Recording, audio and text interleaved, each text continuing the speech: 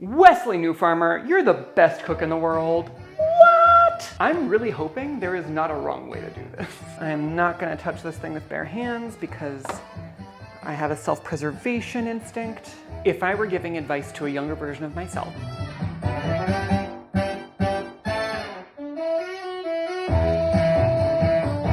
welcome to the show where we play the game, What's in My Kitchen and What Can I Make With It? As usual, I'm your host, Wesley New Farmer. You're gonna have to forgive that there may be sounds of construction because, you know, it's New York and they're doing construction. And I kind of want a dessert. I haven't made a dessert on the show before, I don't think. For now, let's just dive into the fridge and see what we got. Apples, eggs and more eggs, lemon, an empty seltzer container. I mean, like, come on guys. Is that my fault? Yes. Sugar, brown sugar, flour, cranberries. So let's make a dessert. Let's do like an apple, I'm not gonna do a pie. So let's do like an apple crumble. 4 apples, that's gonna be the basis of an apple crumble. Dried cranberries, because cranberry and apple is like a natural thing at Thanksgiving, so like why the hell not now?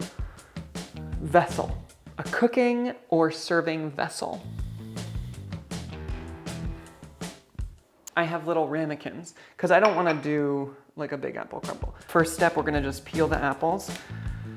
Oh no, first step, preheat the oven. I'm going to preheat the oven. It's gonna be 350, 400. So the way that I'm peeling these, just do a loop around the top, a loop around the bottom, and then top to bottom. So they're all peeled before I chop them up. Irregularly is totally fine. I want a variety of textures, I want a variety of pieces. Now this filling, I'm gonna want the traditional apple stuff because I'm doing this for comfort. So cinnamon, sugar, butter. That's 4 apples, it's about a 1/4 cup of brown sugar, about a 1/4 cup of white sugar. Mix it around a little bit. We have little pockets of brown sugar that are gonna melt and be super molassesy. That's what I'm gonna say. I'm gonna want some vanilla in there. I use with my sugary hands. That's about a 1/4 teaspoon of vanilla.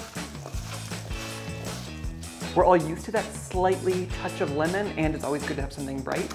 So I'm gonna put in a little bit of lemon. I have this lemon left over from, you know, in my fridge somewhere. I'm gonna cut off a little bit of it and then just squeeze. Hello. A 1/4 cup in total of dried cranberries, and I'm gonna add some hot water to help rehydrate the cranberries. Never forget, pinch of salt in almost everything, including sweet applications. It goes a long way to just enhance flavor of all kinds. I mean, like, I'm good. I could just eat this now. Nothing wrong with that. Why make the rest? It's real good. Just pile them in, and I'll pour the juice over it after it's relatively full. Oven is at 400 degrees. I'm gonna put these in here for about 15-20 minutes as I make the crust and see how we go.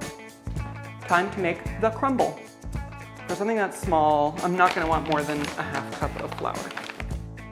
One should always measure flour by weight. 1/2 cup of flour. Let's do like a 1/4 cup of sugar, and I'm just gonna eyeball it. We're gonna take a couple tablespoons of butter. Let's say in total, 1/2 cup of flour, 3 tablespoons of butter. And then smush it around with our fingers a little bit.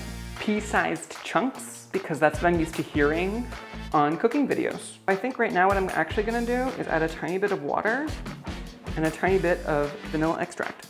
Not even a tablespoon of liquid. This is definitely crumble dough kind of texture. It can be broken up really easily the way that a crumble wants to, and at the same time it can also like hold together pretty well if you want it to. I'm gonna call that excellent. So that's been cooking in the oven for like a 1/2 an hour. Sizzling, but it's also browning in a way that like maybe it shouldn't be, I don't know. I like bigger chunks sometimes. I'm just gonna take it apart and just kind of like, you know, This is gonna be delicious. I mean, no matter what, it's sugar and butter and flour. It's gonna be good. I'm gonna cook it until it's done. So that's in the oven. We do my least favorite thing in the world, which is, drum roll please, wait.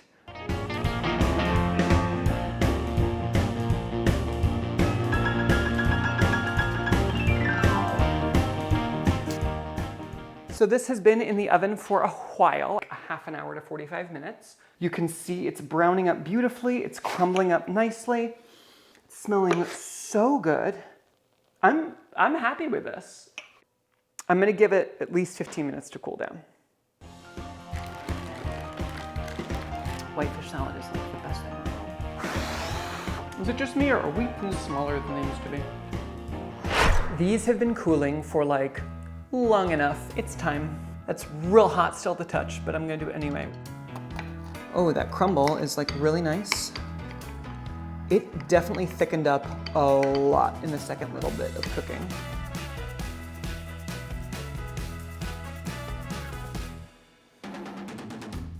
It's hot, but there ain't nothing wrong with that. There's not gonna be any kind of juice dripping from this. The apple has a lot of pectin in it, so it's gonna thicken everything up. It's gonna stabilize everything. But it means that when you take a bite, it's super juicy and super moist. And the cranberries are gonna soak up every amount of liquid they can. And so that means it's not gonna be soupy. Look at this. Okay, so, oh my gosh. Super moist, lots of juiciness. Oh my gosh. No ice cream needed. So I found the 4 apples in my fridge.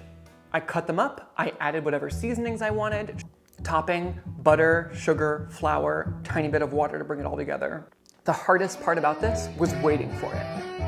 Thank you so much for being part of this journey as I made this apple crumble from scratch. Send in your questions. I'll try to answer them as best I can. Let me know what's in your kitchen and what you did with it, or what's in your kitchen if you don't know what to do with it, and we can figure it out together.